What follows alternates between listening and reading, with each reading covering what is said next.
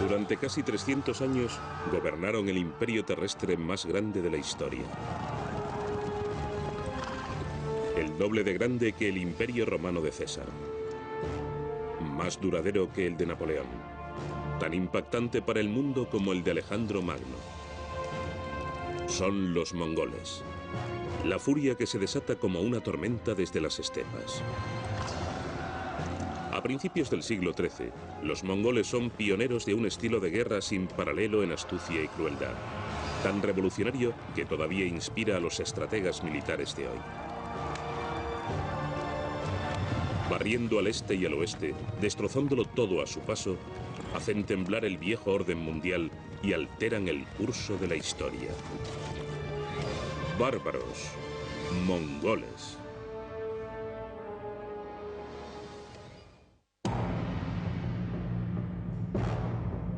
A finales del siglo XII, con Europa sumida en la Edad Oscura, hay dos culturas que fijan el nivel de la civilización humana. Los estados islámicos de Persia y Asia Central, y más lejos, hacia el este, un trío de reinos fabulosos en China. Entre ellos se extienden vastas e inhóspitas llanuras, las estepas euroasiáticas. Aunque las estepas son imponentes, no están vacías. Hay tribus nómadas, los tártaros, los mongoles y otras, que sobreviven como pueden. Mongolia es uno de los lugares más fríos del mundo, con temperaturas de 35 grados bajo cero. La mayor parte del año hay que luchar contra la naturaleza. Es una vida sin margen de seguridad. En 1175, los tártaros reavivan un viejo conflicto con los mongoles. Las dos tribus, tan parecidas en estilo de vida y creencias, están amargamente enfrentadas por antiguas rivalidades, un ciclo interminable de alianzas, traiciones y venganzas. Atrapados en sus propias luchas, ignoran a su enemigo común, los ricos y poderosos Qin del norte de China. La política de la dinastía Qin con Mongolia era la de divide y vencerás. Los Qin usaban a los tártaros para atacar a otros grupos y tribus nómadas que se habían hecho demasiado fuertes o amenazantes.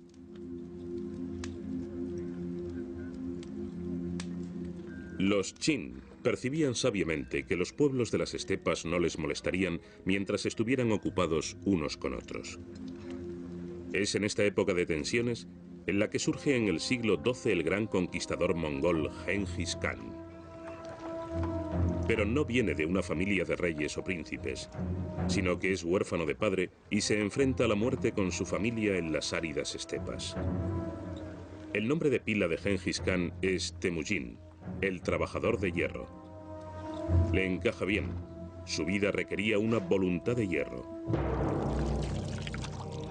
En 1175, cuando apenas tiene 9 años, su padre, jefe del clan, es envenenado por los tártaros. El padre de Genghis Khan había sido un prometedor jefe de clan. Si hubiera vivido, quizás se habría convertido en el siguiente Khan de los mongoles.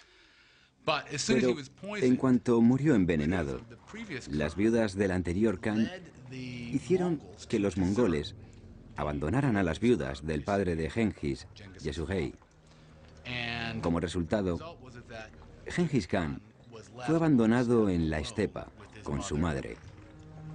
Abandonada con sus hijos, la madre de Temujin le hizo un único encargo: vengarse.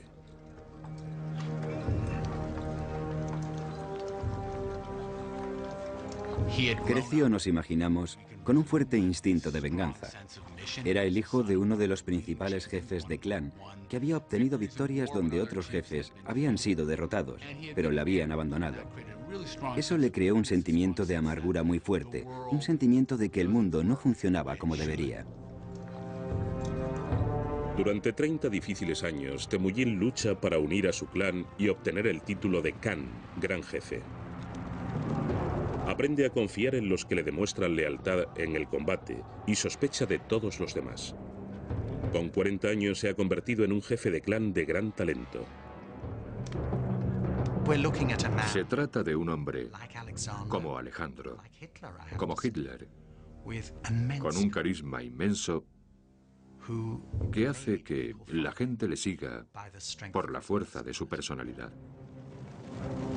Una vez unificada su tribu, en 1196, Temujin se dedica a su segunda tarea: vengarse de los tártaros. Su táctica era enteramente a caballo e incorporaba todas las técnicas que se puedan suponer. Por ejemplo, técnicas aprendidas de la caza que empleaba como táctica en la batalla. A menudo fingía la retirada, atrayendo al enemigo para rodearlo y después engullirlo. Había elementos en sus tácticas que recuerdan a los de la Blitzkrieg, guerra relámpago alemana. Lo que destaca en el caso de Temujin, de Gengis Khan, es su reorganización de la sociedad. Eso ha de considerarse una de sus aportaciones más importantes. No solo innovaciones militares, sino también sociales. Coge la antigua estructura tribal de los mongoles centroasiáticos y la refunde a su propia imagen, rompiendo las antiguas lealtades tribales, pero manteniendo el poder de la caballería tribal.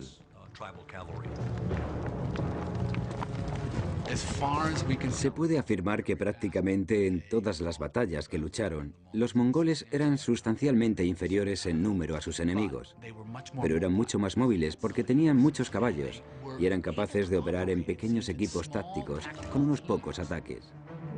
Por eso lo primero que pensabas cuando peleabas contra los mongoles era que parecía que estaban en todas partes. A menudo se acercaban en una única hilera y de repente se dispersaban y reaparecían rodeándote por todas partes. Era realmente molesto. La combinación mongola de equitación magistral y estrategia táctica sobrecogía a sus enemigos. En menos de 2 años, los tártaros son prácticamente borrados de la faz de la tierra. Solo queda su nombre. Y son los primeros de muchos, porque Temujin ha diseñado para su ejército la caballería ligera más brillante que ha conocido el mundo. Y se venga de los tártaros, del pueblo que les había causado tantos infortunios a su familia y a sus familiares.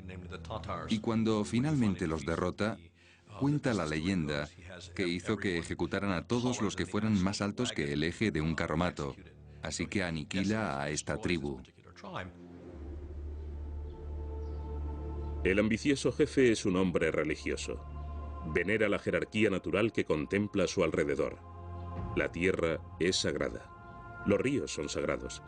Pero encima de todo está el cielo, el protector de los nómadas. Para Temujin, los asuntos humanos deben reflejar esa jerarquía, y un hombre debe estar por encima de todos los demás. A Temujin no le cabe duda que el destino le ha elegido a él como jefe.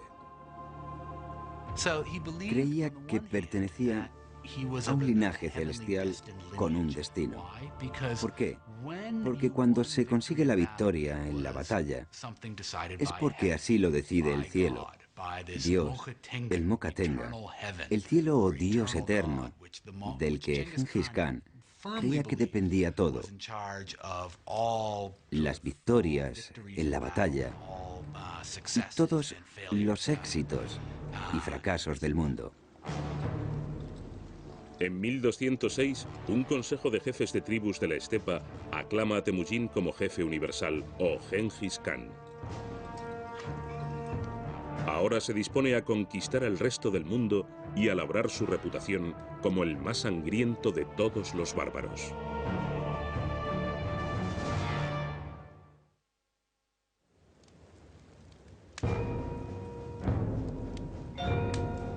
Impulsado por la venganza del asesinato de su padre y legitimado por el instinto de su propio destino, en 1206 Gengis Khan emerge de la oscuridad hasta el borde de la dominación mundial. Es el máximo jefe, el Khan de todas las inquietas tribus nómadas de las estepas. Su pueblo lleva una vida difícil en un ambiente brutal. Es una sociedad en perpetuo movimiento. Están preparados para levantar el campamento en cualquier momento. ¿Qué nos dicen de este pueblo las tiendas en las que viven? Tienen una estructura de caña y fieltro atados o cosidos a paneles individuales de caña que pueden montarse y desmontarse en 15 minutos. El interior de las yurtas era increíblemente oscuro y estaba lleno de humo, porque solo tenían un agujero en lo alto y otro para la puerta. Y la puerta siempre se orientaba al sur, porque los mongoles tenían la superstición de que las buenas noticias llegaban del sur. Había fieltros en el suelo, fieltros en las paredes, todos muy oscuros e impregnados de humo. ¿Qué quemaban? No hay madera en la estepa. Pues estiércol. Y el humo también estaba impregnado de ese olor animal. Este sistema de subsistencia forjó el carácter de Gengis Khan, y las palabras de venganza de su madre le proporcionaron una misión. Es indicativo de la importancia del papel que jugaban y que siguen jugando las mujeres mongolas. Tienen un papel educativo fundamental. A causa de esta etapa de su vida, Gengis Khan estará siempre muy unido a las mujeres, a su esposa y a su madre. Son figuras muy prominentes en su vida y las dos estarán representadas de forma relevante más tarde. De hecho, cuando Gengis Khan distribuye su territorio y sus soldados entre su pueblo, ambas mujeres reciben parte de ese dominio. La mujer es quien mantiene unida a la familia. Hacia el año 1206, el dominio de Gengis Khan sobre las estepas es indiscutible. Ahora dirige su venganza hacia los ricos y arrogantes Qin de China.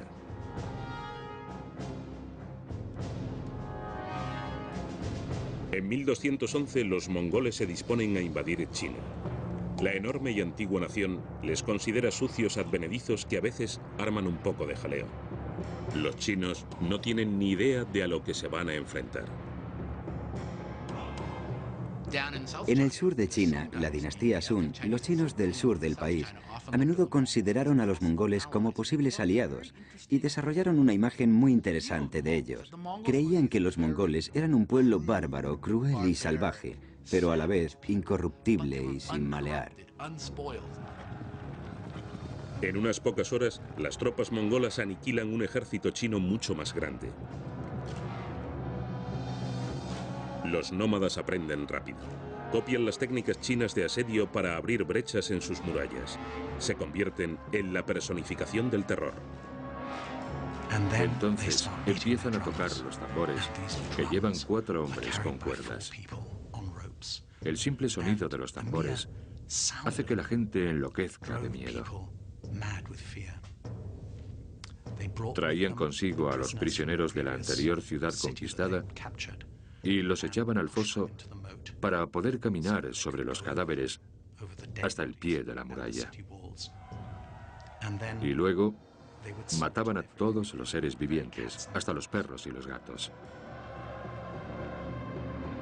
En 1215 arrasan la capital del norte de China, Chengdu, la actual Pekín. Pero justo cuando la victoria está al alcance de su mano, les llega la noticia de que se cuecen problemas en la patria mongola.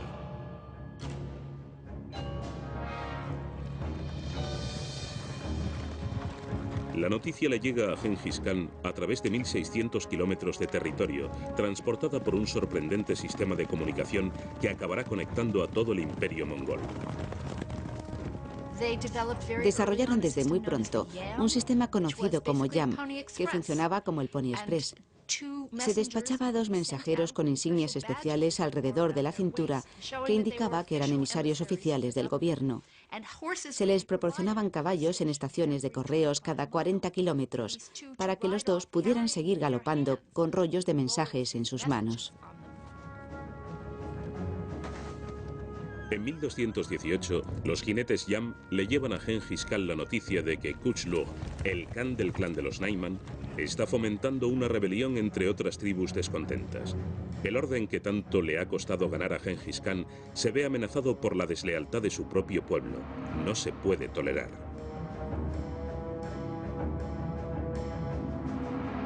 Gengis Khan lanza una cruzada en busca de los rebeldes que le aleja de sus asuntos en China.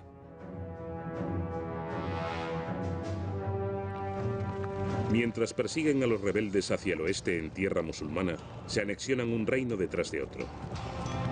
Antes de cruzar cada frontera, Gengis Khan le ofrece al gobernante local la opción de entregar a los conspiradores y rendirse pacíficamente.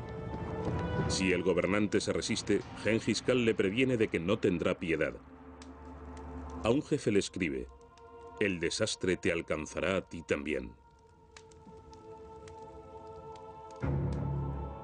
La campaña de venganza de Gengis Khan ha ampliado su imperio hasta rozar las fronteras del antiguo reino de Warazam, lo que hoy es Uzbekistán. Aunque Warazam es un objetivo atractivo, Gengis Khan decide no ir más lejos. Ha aprendido algo nuevo. Creo que el momento clave de la carrera de Gengis Khan, el que lo eleva de ser un jefe territorial de la Mongolia Exterior, y no es casualidad que Mongolia Exterior signifique el quinto pino, detrás de más allá, a convertirse en un actor principal del escenario mundial. Se da cuenta de que sus territorios comprenden la ruta de la seda y que puede cambiar la suerte de su pueblo con el comercio. Envía una serie de embajadas a su vecino más cercano, el sultán Mohammed, que era el gobernante del este del mundo islámico. Las embajadas van seguidas de una caravana de 1.500 camellos. Y creo que lo que pasó es que una caravana de camellos era tan fastuosa que despertó la avaricia del gobernador musulmán del puesto fronterizo de Utrar, que la requisó. El gobernador de la ciudad fronteriza vio que llegaba una embajada de mercaderes mongoles y le preguntó al sultán Mohammed lo que debía hacer. Y le contó que podía tratarse de espías. Le hizo creer que los enviados mongoles eran espías. ¿Qué debo hacer con ellos? ¿Puedo masacrarlos? Y el sultán Mohammed le dijo sí, y los mataron. Impasible, Gengis Khan envía un segundo emisario que también es capturado. Le afeitan la barba en la calle como humillación y le envían de vuelta.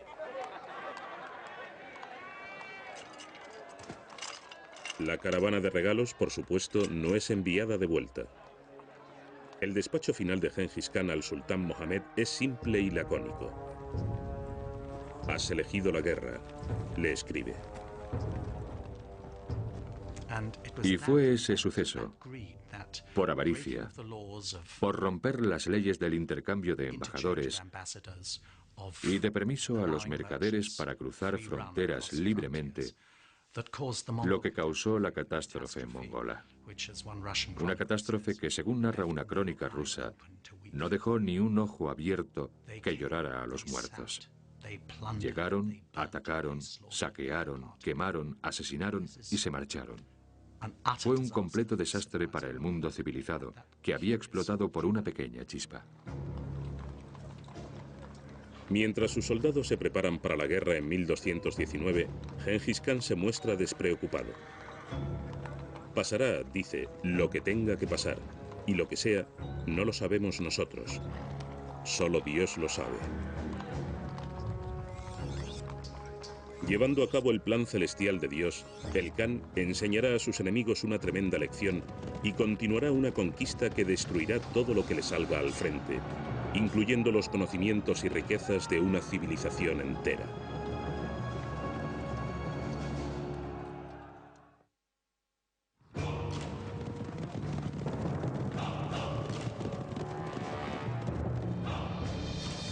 Gengis Khan ha unificado a los nómadas mongoles, ha sometido a los opulentos chinos y ahora, en 1219, está a punto de abatirse sobre el sultán Mohammed, soberano del imperio Warazam de Asia Central.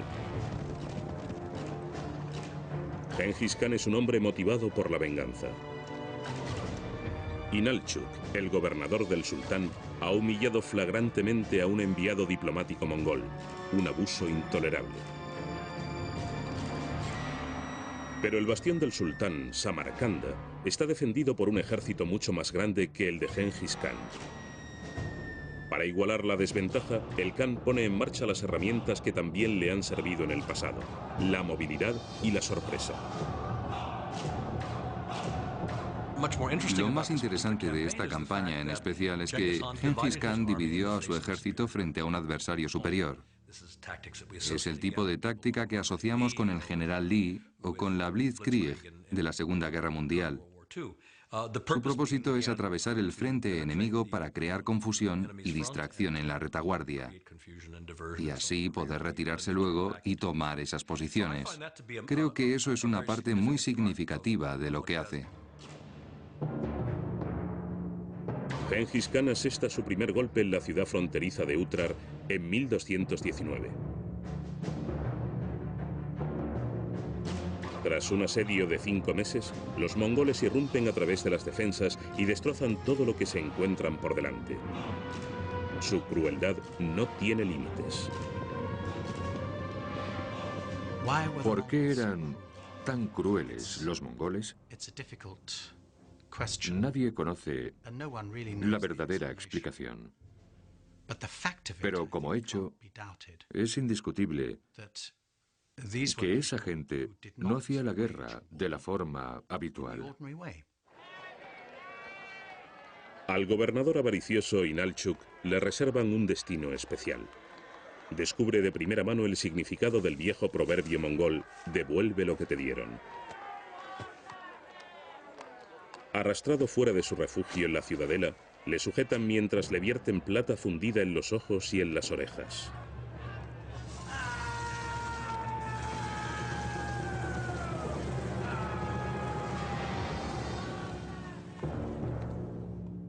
En febrero de 1220, Gengis Khan planea un ataque en 3 fases sin parangón en astucia y malicia. Primero, 2 columnas de mongoles atacan Guarazam desde direcciones opuestas, este y oeste.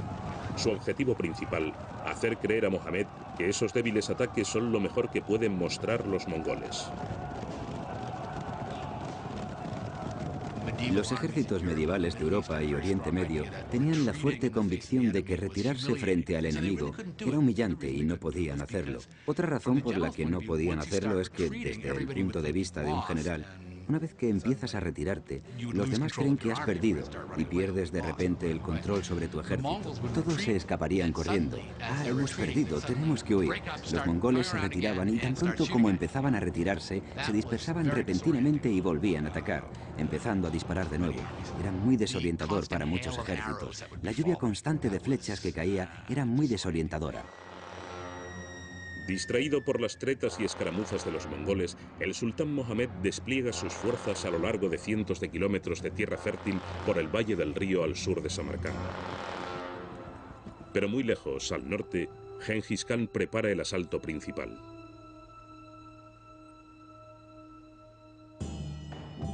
Gengis Khan recluta cuidadosamente como guías a los contrabandistas y bandidos que conocen los pozos de agua secretos y las rutas de camellos del desierto de Kilz-Kum. Son ellos quienes guiarán a sus ejércitos a través de 500 kilómetros de castigadas arenas del desierto. Es la puerta de atrás del reino del sultán. En marzo de 1220, Gengis Khan y su ejército emergen de lo que el sultán creía que era un desierto impenetrable, como los demonios de su peor pesadilla. En uno de los ataques estratégicos de retaguardia más grandiosos de la historia de la guerra, la orgullosa Samarcanda cae en solo 10 días. El sultán Mohammed muestra su verdadero talante, huyendo de una ciudad en otra para salvar la vida.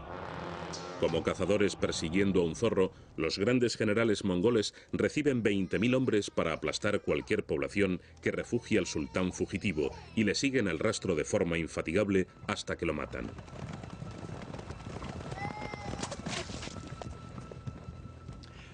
No se trataba solo de vencer a un ejército en el campo de batalla, sino de erradicar la potencia de un país hasta dejarla a cero para que no pueda recuperarse.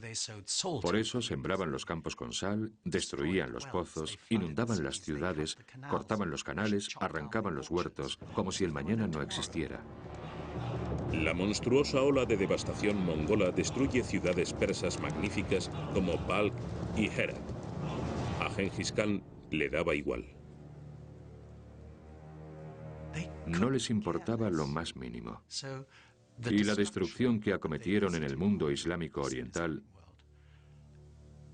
ha perdurado hasta hoy.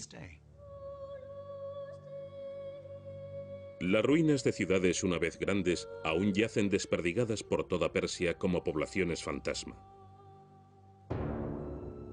Con la anexión de Guarazam, el imperio de Gengis Khan se extiende desde el río Amarillo hasta el mar Caspio.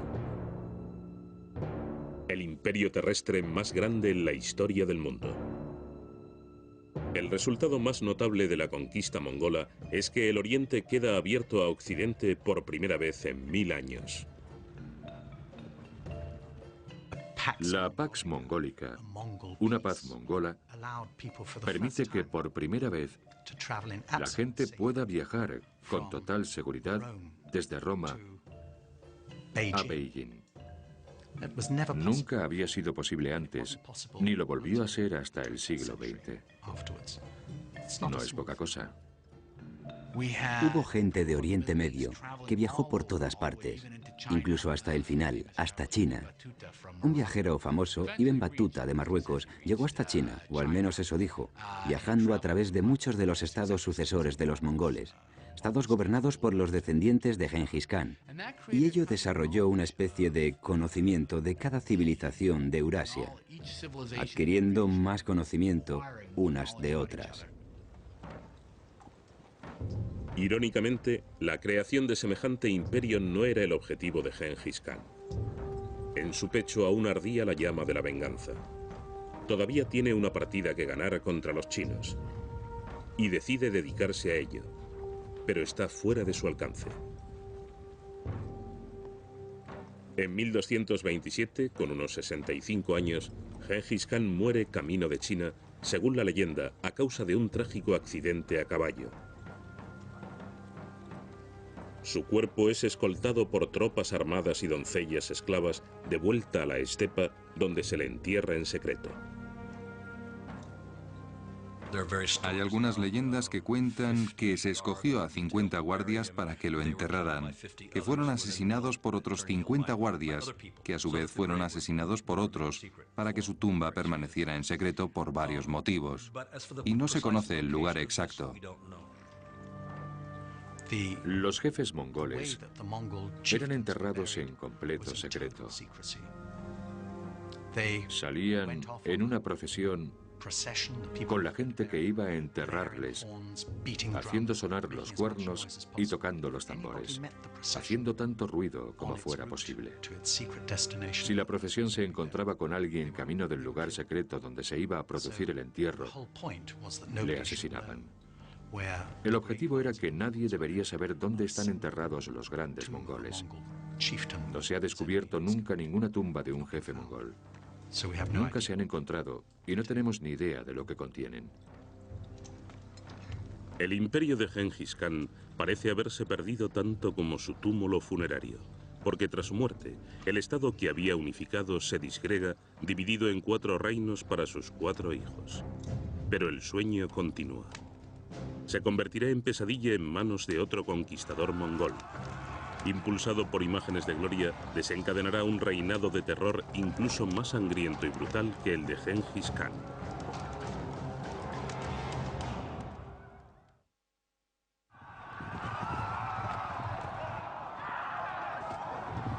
En una erupción de violenta conquista, el imperio mongol continúa su expansión después de la muerte de Gengis Khan en 1227. En el oeste, la Horda de Oro descendiente de Gengis Khan gobierna en el sur de Rusia y en Guarazam. En el lejano oriente, el nieto del Khan derrota y unifica los 3 reinos de China. Y en Persia, los mongoles se convierten al Islam construyendo mezquitas fabulosas para glorificar a su nuevo dios. Sin embargo, aunque el imperio mongol sea un éxito, su enorme tamaño lo hace difícil de sostener. No había suficientes mongoles. No era una nación gigantesca. No era como China, por ejemplo.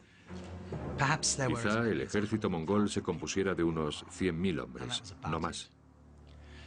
Así que, cuanto más grande era el territorio que dominaban, más fina era la capa de control mongol sobre él. A mediados del siglo XIV, el imperio de Gengis Khan estaba muy debilitado. Como los viejos clanes mongoles de la estepa, sus gobernantes se pasaban el tiempo peleándose entre ellos en vez de combinar sus fuerzas. El verdadero poder se le estaba yendo de las manos a la familia de Gengis Khan y cayendo en las manos de los señores de las guerras tribales, que no pertenecían a la familia imperial, pero que detentaban el auténtico poder. A mediados del año 1300, en las tierras de Guarazam, en el moderno Uzbekistán, un joven mongol llamado Timur se dispone a robarle una oveja a un vecino. Es un adversario astuto y sigiloso para el pastor, pero esta vez le falla la suerte. Se dice que recibe una herida de la que nunca se repondrá del todo, quedando cojo de por vida. Cuando accede al poder, le llaman Timur el Cojo o Tamerlán en Occidente. Es un hombre que sus enemigos aprenderán a temer.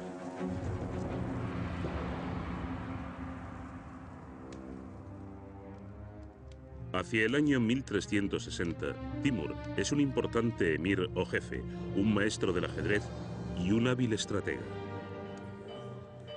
Aunque es mongol, no puede demostrar descender de Gengis Khan, así que se inventa una elaborada genealogía ligándose al gran jefe.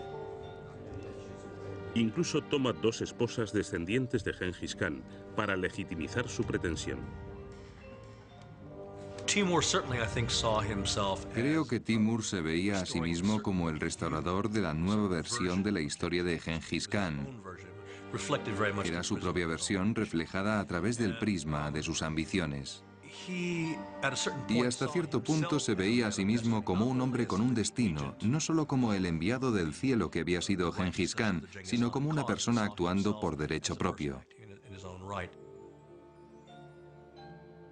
Hacia 1375, el imperio mongol no es el único proyecto de restauración de Timur.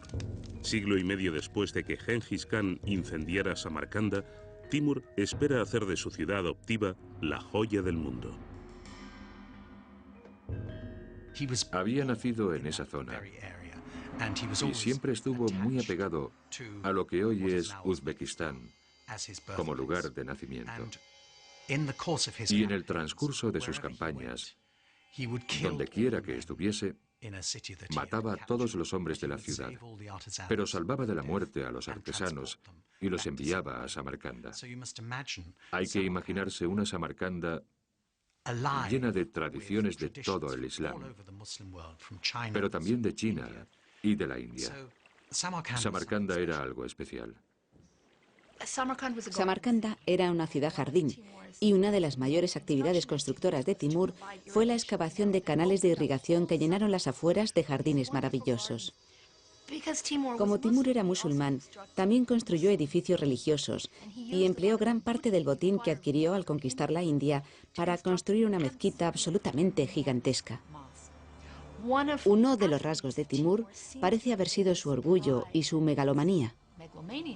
Y eso se puede apreciar en esta mezquita. Es colosal. Tenía un tamaño enorme, con un portal de 15 metros de alto. La impresión que te debía de causar era: soy un pobre y diminuto fiel que tengo que atravesar esta puerta de 15 metros para entrar. La magnificencia de Samarcanda es un testamento al poderío de Timur, pero es también un testamento a su forma brutal de imponer el orden.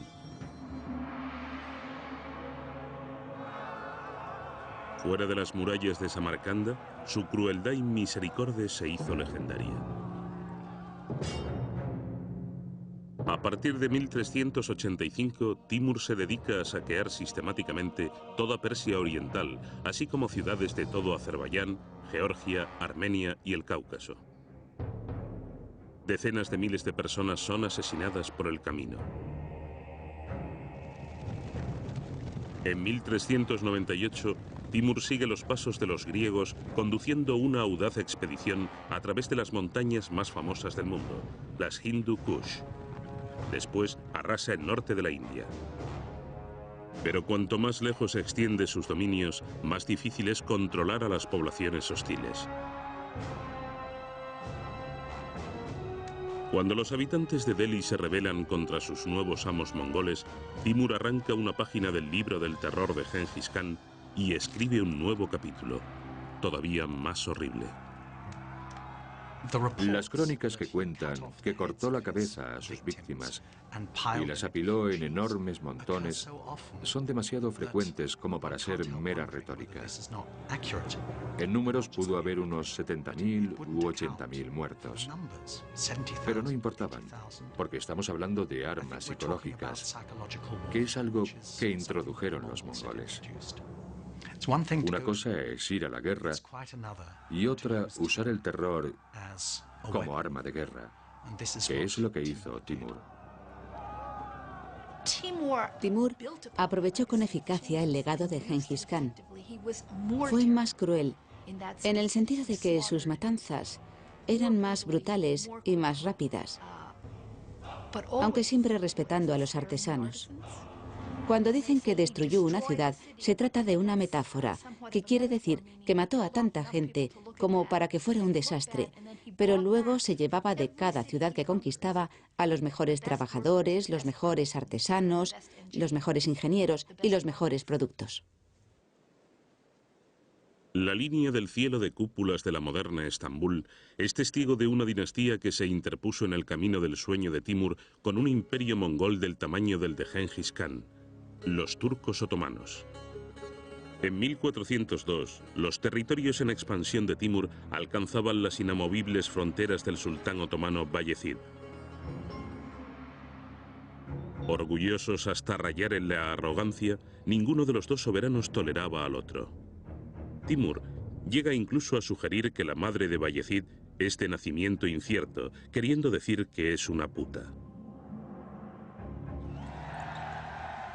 Bayezid ya no soportó más. Conduciendo uno de los mejores ejércitos del mundo, el sultán sale de su fortaleza de Ankara para encontrarse con las fuerzas muy inferiores de Timur. Confiado e imponente, sabe poco del genio astuto del mongol Timur.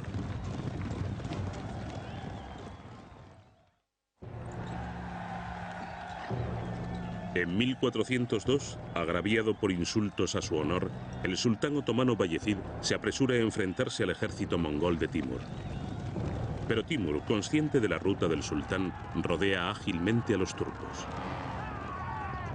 Viajando por rutas desconocidas, coge al sultán por sorpresa y pone sitio al bastión turco, la propia Ankara. Es un giro de los acontecimientos humillante para Bayezid, que se ve obligado a batirse en rápida retirada para defender su ciudad. Cuando por fin llegan sus agotadas tropas, no son rival para el ejército bien descansado de Timur. Y lo que es peor, en el fragor de la batalla, un batallón turco entero deserta y se pasa al bando mongol cuando ven a un príncipe admirado por ellos luchando junto a Timur. Engañado, traicionado y totalmente agotado, el sultán Bayezid rehúsa noblemente abandonar el campo de batalla. Está decidido a luchar hasta el final, pero es capturado y hecho prisionero. La derrota otomana le resulta dulce a Timur, pero es aún más deliciosa para la Europa cristiana. Si se contempla la situación sobre el gran mapa estratégico de Eurasia en esa época, los sultanes otomanos estaban obligados a invadir Constantinopla. Habían penetrado en Europa, la habían rodeado. Estaban listos para empezar el asedio que destruiría la ciudad principal de la cristiandad oriental. Y justo entonces tuvieron mala suerte. Alguien llegó llamando a la puerta de atrás, y ese era Timur. La reacción de Europa a la derrota de Bayezid fue de alegría inconmensurable.